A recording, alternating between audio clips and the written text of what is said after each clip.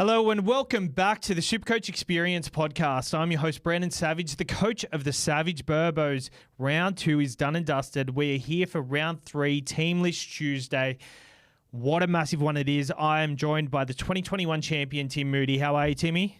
Yeah, I'm all right. Another tough weekend. We're just agonising, wanting to get some more points, and my points not coming. Well, just get the QR code.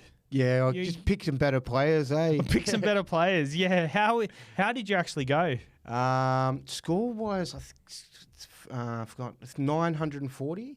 Yep. Yeah, and that's dropped me down to 75,159th. I mean, I know some much... actually, you're pretty consistent Supercoach-wise. I know some very consistent Supercoaches who are lower than that. So you're not in the same boat. But for someone like myself... I'm flying. 1,096. I captained Tedesco. And you know what? I was going to change my mind because I was there in the afternoon watching Val Holmes warm up at Queensland Country Bank Stadium. And I was like, it was a bit... You went to Queensland Country Bank Stadium? Oh, yeah. Well, I was there in spirit. I was watching him warm up and I was like, Jesus, I wouldn't mind having a captain play right now. And I just stared at my phone for ages. It hit 5:30 and I was like, okay, I'll press captain now. If it doesn't work... Oh, they're funny ones, those ones. They're really leaving it up to the SuperCoach guys. Yep. I pressed it and I was locked out. And how did you feel at that moment? A part of you felt good. I think I felt relieved. Yeah. I think secretly inside, if I actually wanted to captain him, you would have done it. I would have done it well before. But I think it locks out like a minute before or 5 minutes before sometimes. Right. I remember last year. I'm a real sucker for the last couple of seconds. Yeah. So I remember last year I was trading Greg Marju to Campbell Graham just to get a pot up in my head-to-head league finals. And it locked me out. And I couldn't do it. Greg Marju went on to score 140 points. Campbell Graham scored like 17. So it's funny what the Supercoach gods do to you sometimes. But yeah, 1,096 ranked 3,700. It's a good start. I don't want to say I told you so. On what? Every single one of my players? Or? Fullbacks. Fullbacks. I wish you could have got some fucking better information on the Joey Lussick fucking... You didn't tell me so on that one, did you? Yeah, I didn't. No, that's Are you? What are you trades? Are you sideways trading? It's really up in the air. Lussick's probably a potential third. Lukey's obviously a trade out. Yeah. I'm thinking I'll just go Curran, but the fact that he's not... It doesn't look like he's going to get the duel anytime soon, I don't think. I heard that conversation. Obviously, there's been a massive push for him to be front row forward. I've been a bit hesitant it's going to happen because of exactly what Tommy said today. He said you usually like them to start 3 times in that position, and he hasn't started in that position. So it's a bit hard to get the duel when that happens, because if that happens, then someone like Luke Garner... who comes onto the field, does he get front row forward duel? It opens up a massive can of worms. I'm not super in love with Curran, because I think that the lack of the upside, just with the lack of the complete minutes there, like coming off the bench, I think he's good for those. Like he shows he can get 60s and 70s and stuff still. But yeah, I don't know. I think I was heaps more into it because I thought I could put him up at prop in a couple, like 6 weeks' time? Or it's round 6, so 4 weeks. But yeah, now I still probably will do it because it's like, it's not sideways because Lukey's out, you know what I mean? Like if he would, so. I actually think Curran there's a bit too much hype going on for him that I think is a bit unwarranted. So in the first game, Josh Adokar went off injured. Salmon went to the centre, which made Curran have more minutes. On the weekend, Farmasili first hit up. That's the most minutes Curran's ever going to get in that side. Like, that's best case scenario. Scored 75. In that role. Yeah. Scored 75 with 2 line break assists. Take 16 points away, that's 60 points. That's still very good. He's a very good player. He's a very good PPM player. But 20K, like he's going to make... Yeah, I get that. It's a tough one. What I think you're better off doing, so a lot of people are selling multiple different options. I think going down to Finifuiaki is a potential option. And like for myself, Sil Wong isn't named this week. So I'm thinking of going down from Lukey and going up from Wong to kind of make sure I've got one gun, one cheapie. Finifuiaki. I like that balance. If you're getting rid of two 400k guys, that sounds nice. Like having one guy that's going to do the money making and then one guy you're kind of like, this is mad to play. Yeah. Yeah, so Ola Kawatu's interesting just because I loved how hard they were they got refused like 3-4 times and they were like he was over. He was over and he did it the first game too. It looks like they're targeting the halves and he could do it with Mitch Moses this week. I think there's something that keeps putting me off. Like I'll go, oh yeah, I want to do that, and then I'll go to look at something and then I'm like, I don't want to do that. Manly Straw? Yeah, what's the draw like? So they got Parramatta this week and I actually think Parramatta's a good matchup for them. I think they can score. On that right side too, they might be still sort of a little bit hampered. I mean, like not as... it looks like they've got Blaze Talangi debuting there. And then Morgan Harper is still... so it's not like a Morgan Harper's on the left wing still, So, they got Parramatta. They got St. George next week. And then they got Penrith, New Zealand. And then their draw opens up massively after that. But then it gets hard again. So it's a bit awkward. It's a bit awkward because it's very mixed. But Ola Kawatu, he's a forward. On the weekend, didn't score any tries, still scored 60 points. So a part of me, I think, likes Katoa more because even though like they were going bang, bang, bang, bang, bang to him like that, Katoa's like get mad scores. This week I wouldn't, just because they got the bye next week. The thing, and Jerome Hughes is out this week. So it's really awkward this week. That's the thing. Like a lot of my trades I feel like I want to do, I'm like, I'd prefer to go that guy, but short term it's not. There's a better option. Yeah. And then if they go look at the guy long term, there's enough of a short term thing to make me go, oh, am I going to be holding myself back by going like with some of these options? So I think it's real funny that you're saying short term versus long term. I think the way we have to look at our teams right now is short term. Like we've got to keep our teams going short term. If we see that someone like you're not starting with a Jaden Brayley because you know he's going to get a spot eventually. Now he's in. Now we can plan for him in a couple of weeks. So I How like... much is he again? 300 He's or something? 330. So I think someone like Levi maxing out at hopefully 400k, you can downgrade to a Brayley when he is ready to have... Are you going to hold on to Levi? I'm holding on to Levi. It's just yuck. Like I don't reckon he's going to go above 300k for some... I just in my mind, I reckon the next score he gets is a sub 20. It's just going to. It feels like it's going to be like that, isn't it? Yeah, without the try, like that's what it is. Yeah, it's a tricky one, but he's going to make money. Are you trading him for someone who's going to make a bit more money? Though. He's not going to make much money. I think the thing is this week with Lussick getting named with Luca Moretti on the bench instead of Hands, that means. Oh, okay. So when I was doing the other potty with saying, so it was just like no Hands. I didn't actually think, is there someone else there? Yeah, so there's a guy who can play another position, but he can also fill in. So I think that's better for the Eels. Yeah. I don't know. Lussick looks good though. He does look good. Like I mean, like he's having attacking plays and Lussick's having attacking plays, but I don't know, something about Lussick's attacking plays, they look a bit more like repeatable. They look like they're whereas I think Levi's are kind of been a bit eyes up, taking advantage of the moment, whereas he's kind of seemed a bit more structured. Where like Levi, he's what's fucking Lussick? Levi, I was getting Levi Lussick. There's too much LUs going on there. I love how he's I love another L.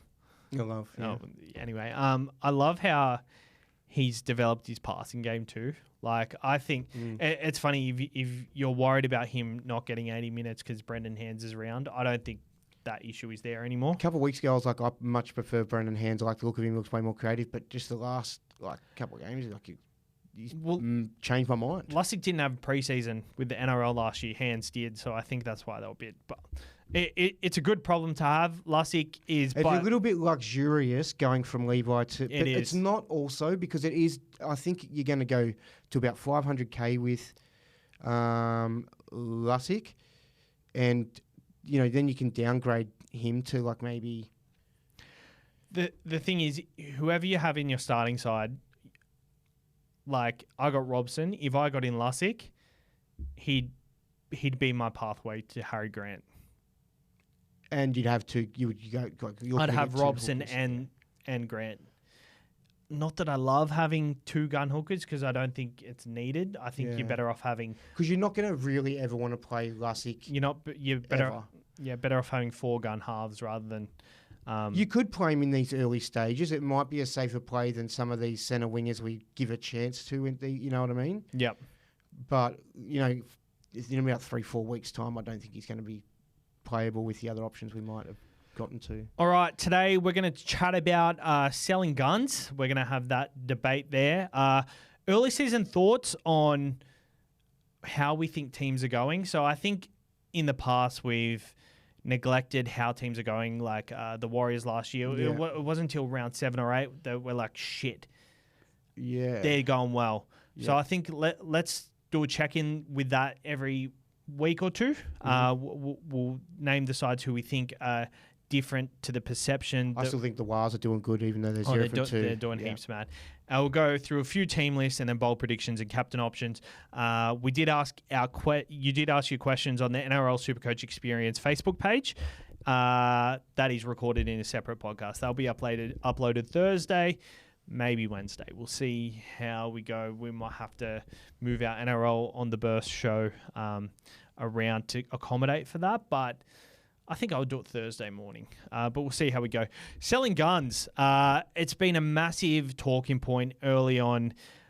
Before the weekend had finished, do we sell Hines? Do we sell Cleary? Do we sell Ponga? You're in a position where you don't have Cleary, but you've got Harry Grant. You've got Harry Grant? Yep. You've got Cleary. Sorry, you've got Hines and you've got Ponga. Yeah. Any thoughts of selling?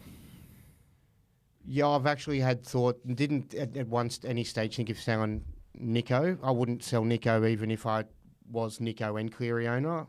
I wouldn't sell either of them if I owned both either, to be fair. I did toy with the idea of Harry. My first thought was I'm stressed about the round 4 bye because I'm in such a, I already feel like I'm 750,000th. I need a good week sooner or later. And that's 750,000th? Yeah, so that's not going to be a good week. Round 4. So I thought, look, if I just went to Appy, because I do like the look of Appy, I'd save 200K. He's got the goal kicking Appy. He's creative. He's so spinning around. You don't know what he's going to do next. He's really, with the lack of seniority in his halves or whatever, I guess you've got Caesar coming in now, but it just gives him a bit more leeway to take charge too. You could say the same for Harry Grant this week. So with the other, I think he's in for a big week. So do I, yeah. This week, with the other guys not there. But yeah, I think I'm going to hold Harry. I think the smart move is to do that. I'll sell Harry and everyone else will start buying him. And then everyone, post round 4, will start buying him. And then they'll be getting the hundreds. And I'll be like, I got his crap stores to start with and now I don't have him. So I've got to hold him strong. Ponga, I'm 50-50. Really, I was leaning towards yes. But now I'm coming back to no, just because of the fact that they've got the Storm this week. And I do think that it's going to be a different Storm, Yeah. They're still going to be gritty. Their defence is still going to be pretty good. Yep. But, yeah, I'm leaning towards no. But I do see the merit in selling Ponga because if he doesn't perform and he keeps putting out some lower scores, Newcastle aren't looking great. Hopefully Cogger's coming into the side can improve that. Yeah, I don't know. I think I'm just worried that if I did hold him and then he cops a injury, and I've been real staunch on him and he's now 720K or 630K. How staunch I'm getting with him. Now I've lost, a lot of money and I've no points as well. So what would you do if you had Ponga? It's a tricky one because I'm definitely one that's all for adjusting, having the fullback rotation, banking the money and upgrading your side elsewhere. So I did the questions podcast right before this because you were at the Daily Telegraph show, and my answer to this question was it was very dependent on who had who and what their trades were. So there was one where someone... Okay, let me throw you mine. No, just wait a second. So someone was saying They're doing Lukey to Nanai. They're doing Lukey to Nanai. They're doing like, I think it was Tamalolo to Tino, and Ponga to Teddy allowed them to do that.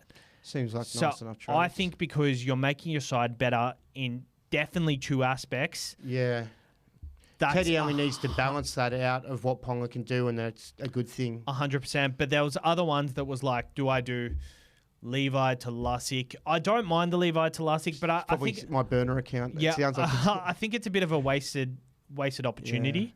Because if you're banking 190K, I get it.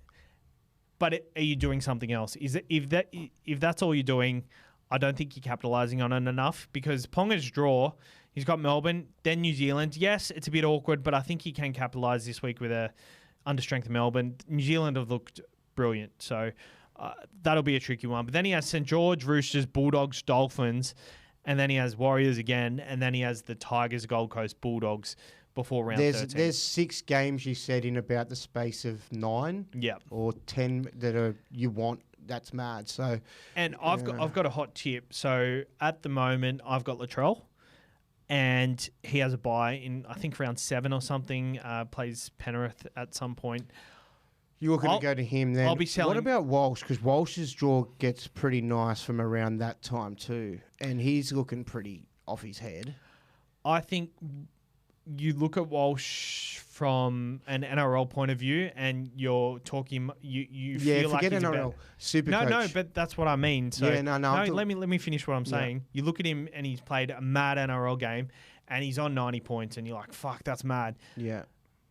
But in your head, he's played such a good NRL game that you think that 90 points is a lot better than it feels is. like 150 in you because it looks nice. I know what you're saying, but I just think the Walsh of last year that had, 30s against the bigger sides when, didn't get those attacks, I don't think that's him this year. I think he's getting to at least you'll get that one attack. He's just too much. He's too much to handle. He's off his head.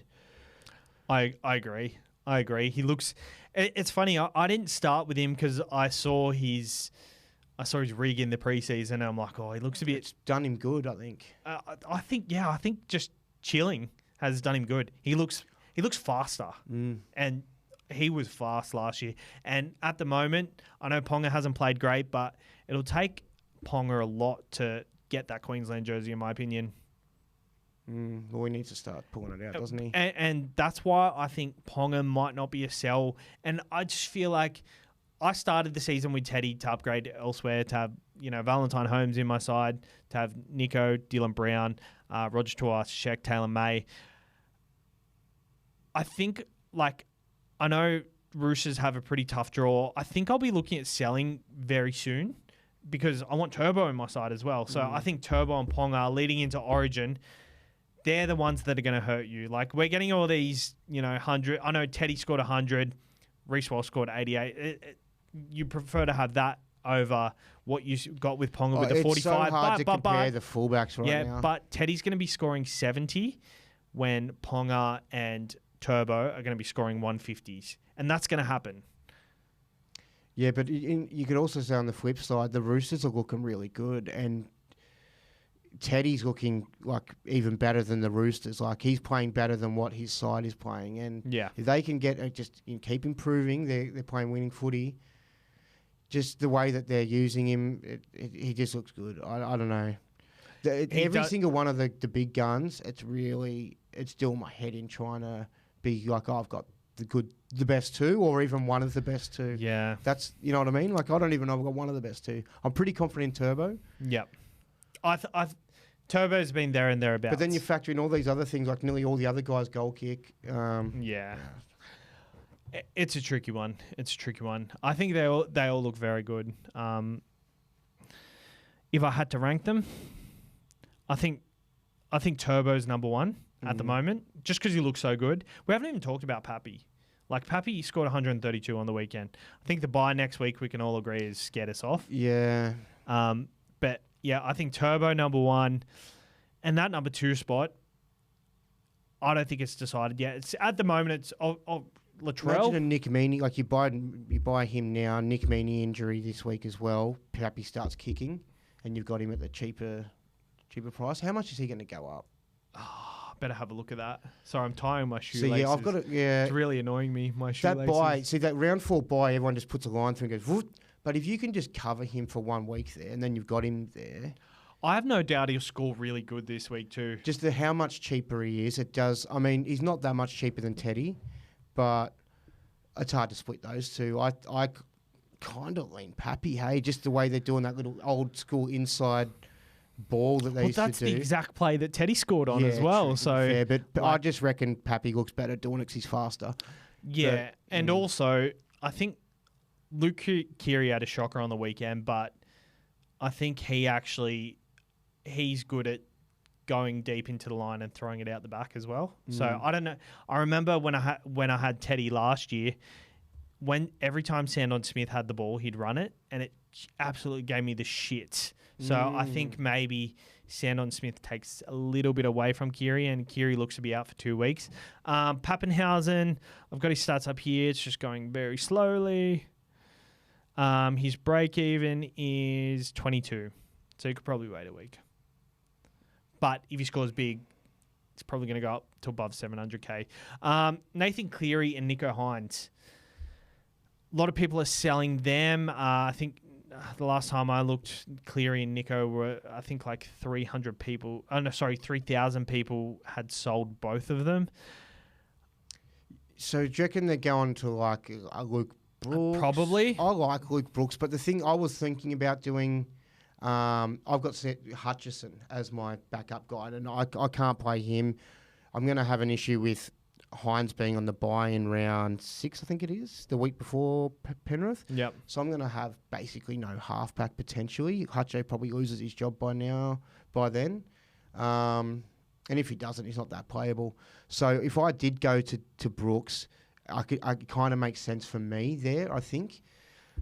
I don't think I'm doing it yet. But you'd have to sell one of them and you'd have none of them. Yeah, and the reason I don't get around people who's selling them to go to that is just because I reckon when Brooks is looking mad and has a great game, he's going to score 80, 100 max, but not very often. There'll be more 50s, more 60s, whereas you're going to get way more tons out of these other players. And if you miss too many of them, I know I don't have Cleary, but I'm kind of confident that they won't be big tons in the next 3 weeks. Yeah. Or if there is, there'll only be one, hopefully. Only 450 of either player has been sold. So that's not that much in the scheme of things. Yeah. One thing I do want to note, though, so I think Cleary's the one that everyone's like, do we sell? I reckon with Ponga being there, more people are just going, I'll sell him then. But I think Nico Hines, from what I've seen eye test-wise, Ponga, Cleary, Turbo have all been very good. And Harry Grant, you just know it'll come. With Nico, the Sharks have taken on a new approach, and they've concentrated on defense, and they're not playing as Nico ball. They're trying to play as a team. They've got all these plays set up for each player in the team and each situation in the team, and it kind of worries me that they're not playing Nico ball. Like, it's been 2 weeks. Nico has had 1 line break assist, 1 try assist. I actually don't think he's worth what he is, and we know that. We know that he wasn't going to be worth what he is early on, but I think there's a world where he could only average 65 to 70 over the next couple of weeks. Yeah, I definitely think there is too. I'm not sitting here going, I wouldn't sell Nico because he's going to get 100 this week and he's going to get 100 next week. I'm not overly confident when that's coming, but I just think as far as the next best options, look, if you're pretty confident in your mind, I guess, that he is only going to get those 60s, 80s, maybe the occasional ton, then maybe you do go to Brooks if you're that confident in it. But I'm not that confident in it. I still think that he does have those big games. Yeah. Yeah. Well, he plays the Tigers this week. A projected score of 84 with a break-even of 175. So if he scores 84, he loses on him against the Tigers. He loses 78k. So I think this week is a week to watch. And it depends what options you have. Like, if you don't have Cleary, if you don't sell this week, though, you don't want to sell next week after taking... But say he loses 80k and still 900k. I guess you pay 80,000 for the. It could be worth the investment just to pay. Be prepared to take that 80,000 loss to have that extra look, because if he does open a can of whoop ass, he's not going to be losing any money. Let's say he scores 150 this weekend. You know what I mean? He's obviously. And I actually heard something that Nico's put on a few kilos this off season to try and help with his defense. Okay. So. He's been good in defence. Yeah, he's been very good in defence. I remember we used to just notice every time he shoot out of the line and miss. Yeah, but that's got nothing to do with your weight, sort of. No, yeah, but obviously if you're a bit heavier, you can handle the contact a bit better. So maybe that slowed him down a little bit. Doesn't look like it though. Hey, it doesn't look like he's put on anything. But with Nico, he's a watch, but I wouldn't be surprised round 13 comes and we think so. I guess this moves on to the next subject, like who do we think looks good and who do we think looks not that good? And I think which should be a section, as a segment. Look, who looks good, who looks not so good. Cam Murray looks pretty good, doesn't he?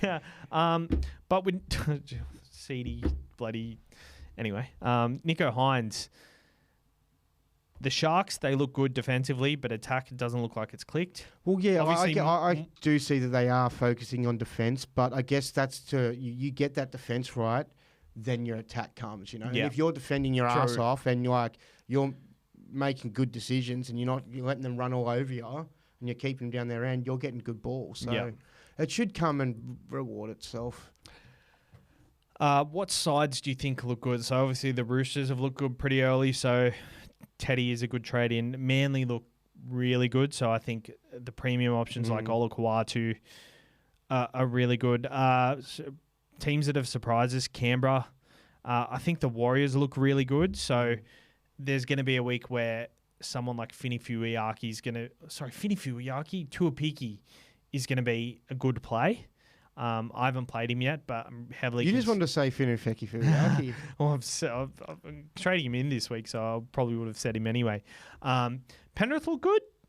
So I think Cleary, if you don't have Cleary, he's probably a must. To be fair, they look all right. I reckon had we not been fortunate enough to have that exposed edge with Simonson going down and then Tulangi defending there with Morgan Harper and then him getting replaced, I don't reckon we win the game, to be fair.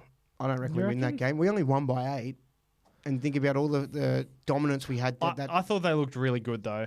Like, at least it's still there. I don't know. I don't reckon we win. Interesting call. Any sides you think look good, not so good? Dolphins look pretty good on the weekend. Hammer. Bounce back Hammer looks good, yeah. 3 tries. You can't like. I'm not talking about Hammer, just teams. Well, didn't you say Hammer? Oh, I'd said Hammer, but I don't want you to dwell on him. He's got to buy this week. Okay, yeah. Yeah, well, he looks good. He's definitely on my radar for sure. And he's actually in my buy plan. So yeah. Not my buy planning, my trade planning. Yeah. The Rabbitohs don't look so good. They looked really gassed at the end of the game. So I think when you're looking at teams playing the Rabbitohs, it's not as hard as it feels. Maybe like Teddy this week, maybe I'm just stressing a bit too much. Bit of shambles over there still. I reckon maybe Jack Whiten's inclusion this week could just lift the squad. Just like a bit exciting, a new toy. Yep. Good point. To drive around. The Tigers and the Bulldogs kind of feel like they're the same. St. George, I feel like they're going to be the annoying side that you can't pick when they're going to do shit. They will have some bad days, but I reckon he'll get into them after that. Yep. Flanners. I feel like it might be a bit early to judge, but it's kind of a lot of what we expected, I would say, so far. Yeah. The only thing is I'd say the thing I feel like I've got wrong massively is just Canberra I thought were going to be bottom 3. They probably still could be, but I doubt they've changed my mind on that. Yep. And also South, I had top 3. Yeah. I've changed my mind on that too. They've got attitude issues. They were my premiership favourites. Yeah. I tipped them to win. They're definitely not top 4. All right, moving on to the team list. Broncos versus the Panthers. Not much doing here. Obviously, Fisher-Harris out. So Lindsay Smith start. Henry still on the bench. Adam Reynolds is out. Jock Madden in. Reece Walsh goal kick potentially. Katoni Staggs goal kick last year when Reynolds was out. So I don't know if I don't know if Reece Walsh that means Katoni's got a bit of an injury or Reece Walsh has taken over. So that's a massive watch. If Reynolds is out long term, what sort of injury is it? Adam Reynolds to a knee injury brings... So it doesn't say anything here, but Walsh goal kicking with a good draw. You probably hit the nail on the head that he's a good option. Yeah, he is, but it's just like you've only got 2 spots, you know? Yeah. So and it's all about timing too. It's a tough game this week. But, you know, I've had a look at his age. He's only played Penrith 4 times. He's got a high average. Can you bring it up? Have you already got it up? Yeah. No, I don't. He averages well against Penrith. So I'm not surprised. Yeah. I'll try and get it up. All right. You talk about things. Hosking has been benched, the most traded in player this week. 17,000 people have traded him in. He's on the bench. We kind of suspected this was going to happen, but we thought he played so good that Elliot Whitehead would start on the bench. But he's the club captain, so I think it's a bit awkward for them to do that. Nonetheless, Hosking, I don't think he can go there when he's on the bench. Especially, he relies on 80 minutes and attacking stats throughout the game. So, he would have been a good... positive. It's only about 100K more than your Lukey, and you're kind of 40K. Oh, it's only 40K. Yeah. Yeah, so I just look at the first digit, 4 and 5. You know what I mean? I'm not very good with numbers. Yeah. But yeah, that's why the calculator needs to come out for me when it gets to that. But yeah, I don't know. I just don't think it's... Yeah. My main thing is the cash is nice. He's still going to make it if he takes the field, but him going to the bench is going to stunt that growth, and also he's not as playable in your side. Yeah. And you're probably going to want to play him most weeks at that sort of dollar value in your side. Davey Mawali is starting for the Rabbitohs. Dean Hawkins comes in for Lockie Ilias. Thank God. Lockie Ilias. Jesus, I've been calling this for a long time. Dean Hawkins got Player of the Year for the New South Wales Cup Grand Final last year. Jack Whiten's back. So I think we expect a bounce back from the Rabbitohs. Sandon Smith plays 6 for the Roosters. Connor Watson's on the bench as well. And so is Terrell May, Angus Crichton. Sil Wong's benched, out of the 17. He's at number 22. So a lot going on here. Wong, I wasn't very happy that he got 40 minutes anyway, so I think that kind of helps me with my trade plans.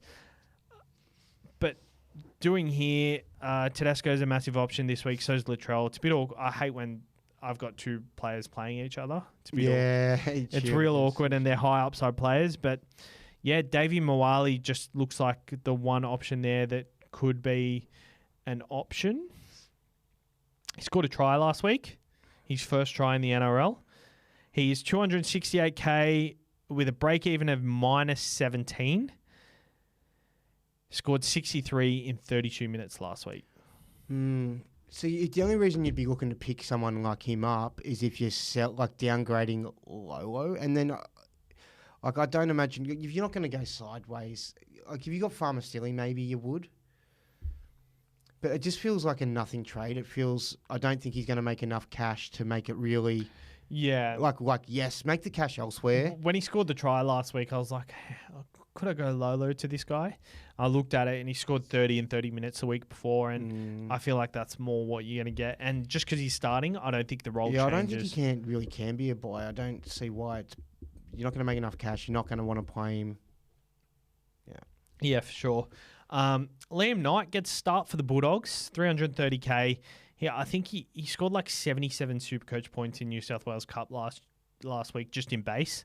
So that's a massive watch there. Hopefully he can make an impact for them. Keogh Keeney's still there for the Titans. Jaden Campbell's not back. Kieran Foran's back though. And Dave Fafita is not back, so good for both Firma owners. Yeah, but I reckon they're only 1 week off now because I saw a little clip of them training and they looked like they were at full contact. Yeah. Hard. So... Yeah, Fafita around the corner, that's a bit nervous. Is he the type of guy you're just going to get in when he comes back? Or round 1, the first week? Or are you going to have a look? Jaden Campbell's also a sticky customer. I think most people wouldn't have started with Keeney, just knowing that Jaden Campbell's going to come back. I'm kind of thinking that Jaden Campbell could be in a nice buy. Oh, yeah? By the time he's had his 3rd game. But then it's kind of we're kind of locking up that fullback's pretty locked up. We're probably not going to go to him there. And then at 5'8", I think people are going to probably pick up Galvin or Plath or something. So it might be hard to bring in him. I like it. So I was kind of in my mind, that's why I bought in Galvin last week. And I was thinking the only reason I don't want to do it is just in case Jaden Campbell comes a buy real shortly. And then I can't because Galvin's kind of going all right as well. Yeah.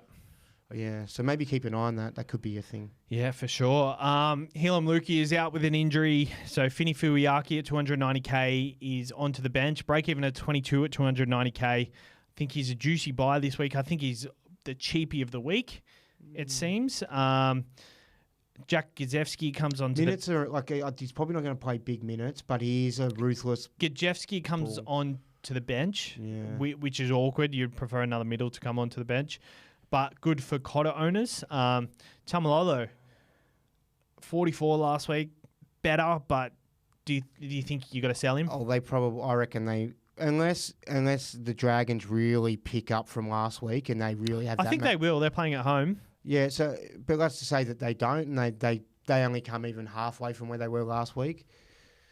I don't remember what my point was, but I think that the Cowboys could smash them, but that was going to whatever my point was. Yeah, that the Cowboys could smash them. I think Scott Drinkwater is definitely underrated option that we're all not talking much about. Well, yeah, he's for sure. He's going to have his moments, isn't he, in that side? It just seemed like he's got so much attack at the moment. It's going through lots of different ways, but it's so common for him to just link out there and do his little sweeps, and I think I'd definitely be holding if I had him. Solomoni Fatape. You got him last week, you lucky bastard. That paid out lucky because that could have just been a crap nuff. Yeah. So I've got Eeyore as my nuff, and that's not like he's not getting luck. Yeah. Nice luck for you. Oh, bro.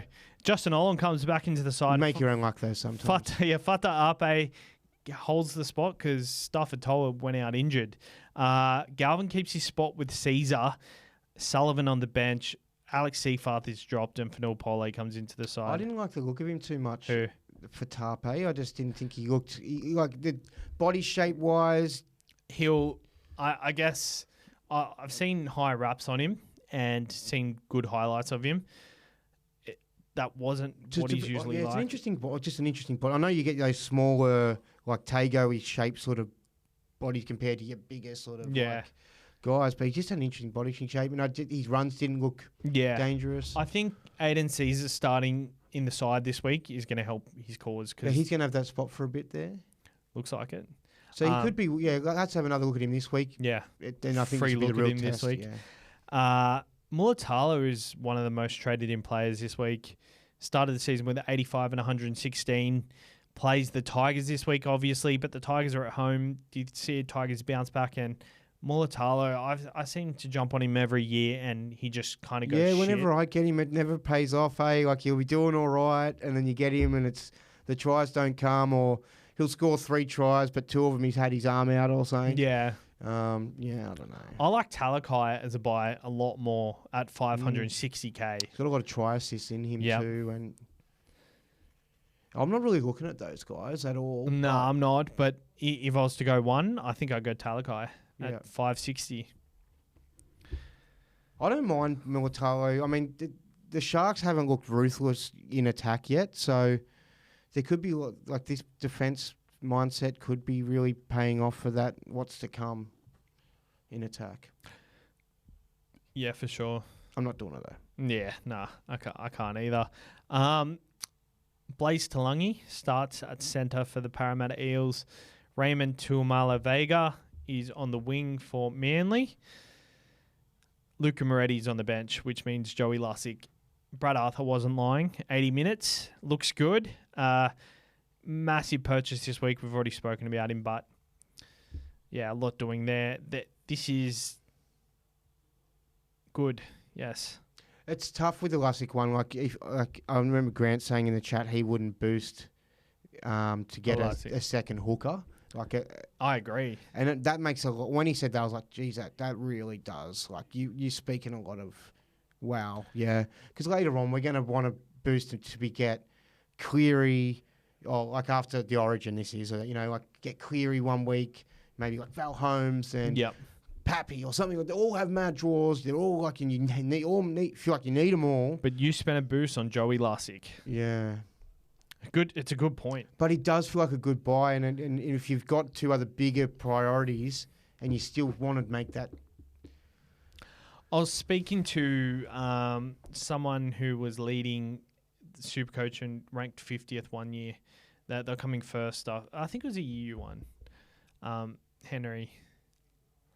He was coming first the EU one, Yeah, and he ended up 50th. He was saying that was Henry, yep. he prioritized prioritized points the whole year. So I feel like I did too. Yep. I'm not good with money at all, and I was just like in life or in SuperCoach, and so with SuperCoach, I was like, I like his draw, he's going to score most. And for me, it just was turned out that because they scored well, they also made money. Yeah, exactly. So I think you've got to not look at it from a making money point of view because the money will come. Yeah. You've got enough players in your side that are going to score well enough to make money. Just don't be stupid. I guess for Harry Grant owners, though, I guess there is that stress. If you do have the Lussick there, like, what are you going to... I think the smart move is not to stress out. And if you're a Turbo owner, you just VC Teddy Turbo that week. Take anything over 90. Yep. And then move Harry on as your captain to take the loop. And then you got a free loop and it's not really costing you that much. If that helps your mental game. Yep. Yeah. I think that's where I'm going to go. Hold Harry. I think it'll kill me too much just worrying about 1 week. I agree. Jonah Pezzett has been playing pretty well. Do you think potentially he's a pod option? Let me just get his price up. I think he's about 400 and something. He's 430K. Yeah. And Munster is very, like, they thought before the season started, oh, yeah, he's good to go. And then he wasn't. And then, oh, no, he is. Oh, no, you're not. Yeah, I think it's going to... I don't know what the new updated stuff is. Maybe it's like, oh, this is worse than we thought. I think it is, but he could be back next week for all we know. Yeah. He is the mad dog. I just looked at his scores. I think it's like 28 and 40, so not too great. But I think this week, being alongside Wishart, I think we see a lot more from Pezzett. So maybe if you've got him, if he's sitting on the pine in your draft comp, just grab him and play him this week. I think he's a good option. All right, let's just quickly go over the top. No, we've kind of already done that. All right, bowl predictions. So, fuck, I haven't even thought about it. You haven't thought about it. So, we got some comments last week about bowl predictions. Yeah, I'm well aware. You're well aware, are you? Yeah. I intentionally did that too, and I only got one of 3. Actually, you did. I remember you saying... I went out of my way. I'm not being bold. And I want to say something about that too. I'm going to continue to not be bold. If I happen to be bold, I'll be bold, because the thing is, I'm not going to make a bold prediction if I don't actually have a bold prediction. I'm not going to just go, oh, well, Bell Holmes for 150 this week. Like, let's go 150. Like, if I don't have a bold prediction, I'm just going to say where I think it's closer to. Well, yes. So we're obviously going to tighten up the bold predictions. Oh, I'm going to push against that. No, so we're not going to let Mikey do the ones he's done. Mikey, being conservative, he's coming last on 2 out of 9. You are on 3.5 out of 9. Jake is 3 out of 9, and I'm 5 out of 9. So I nailed my Teddy over 90 last week, and Ponga under 60. You last week you got 1. What was that one? Val under 80. Val under 80. Jeez, he made a lot of mistakes in that game, eh? He did. He would have easily got 80 if he didn't make the mistakes. With the bold predictions now, so we're obviously not going to let Mikey have too much, but a bold prediction is meant to be something... We're not letting Mikey off the hook with easy predictions, I can get away with it. I can get away with it. With bold predictions, we have to... Bold predictions are bold predictions because we're so confident it's going to happen that we think it's going to happen. If it's not good enough, you don't get that pick for that week. So if we've got an option, at least got it here to discuss whether it's good enough or not. I'll wear a dress. Look, I'm just basically, yeah, cool. You can say I don't get points each week. I'll wear the dress at the end of the year. I don't want to give out shit advice. I'm not going to be bumping up a player or up to make it sound more bold. Yeah. You know what I mean? I guess a bold prediction is something you're really, really confident in happening. And if you're really confident in it happening, then it could be anything. Then bloody oath. So maybe that's the way to interpret it. So I'll go first. Since I'm the leader, since I'm coming first, I'm actually very high on Tino this week. And I wanted to get him in my side, but I just can't make it happen. I think he's going to score 100 plus with a try. I'm also going to go, I think Tommy Turbo is going to be the highest scoring fullback this week with 110 plus. I also think Kalen Ponga bounces back with 90 plus. Jeez. Let's hope so. I might go something in this first game. I'm getting the vibe of I'm going to go...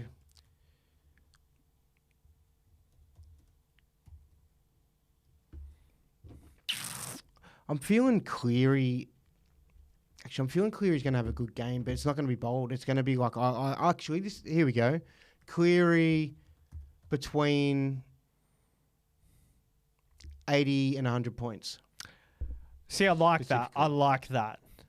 I think that's what you got to do if you're not willing to put your balls on the line scores wise. Yeah, well, I don't. Yeah, all right, cool. Yep. Then I'll have a go at Val Holmes. Yep. Fuck, Val Holmes has been in your predictions every week because he's the most guy I don't have that I'm a bit freaking out about. Yeah, and so he's on my mind. Yeah, I'm bringing him in this week. And it's a bad trade too. I'm bringing him in for Ponga, I think, potentially. It's the only way I can do it. But if now I'm thinking about bringing Ponga, I've been trying to scramble how I can do it, but I'll need Val. So what did I say about him? Oh, yeah, so he'll go Come on, no one cares about the actual bold predictions. Well, I'm trying to work it out. It's meant to be a quick segment. Yeah, I'm trying to work it out, mate. Wait, you've had weeks to think about it. Well, I told you I haven't prepared. I'm a busy man, mate. I do other things outside the podcast. Yep. I'm a full-time employee. I will also go